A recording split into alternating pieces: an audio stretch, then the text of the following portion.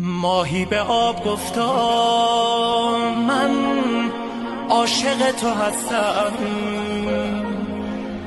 از لذت حضورت می رو نخورده مستم. آیا تو میپذیری عشق خدایم را تا اینکه بر نتابی دیگر جداییم را؟ آب روان به ماهی گفتا که باشد، اما لطفاً بده مجالی تا صبح روز فردا.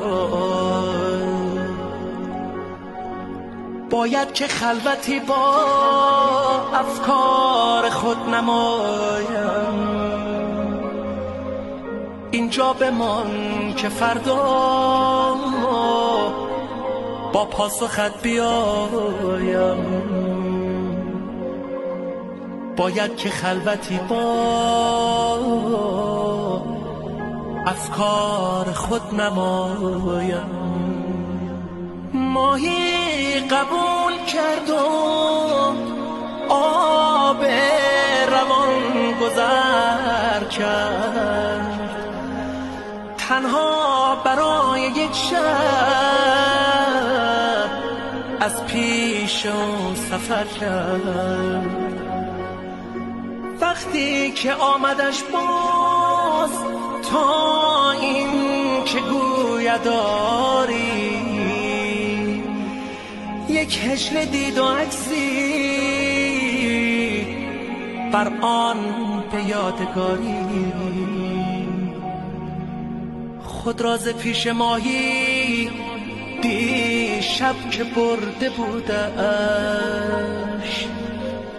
آن شاه ماهی عشق بی آب مرده بودش.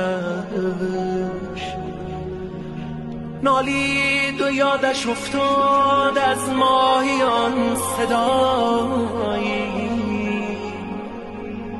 وقتی که گفت با عشق میمیرم از جدایی.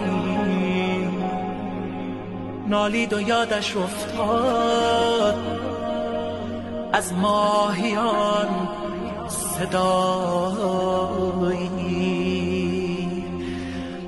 ای کاش آب میماند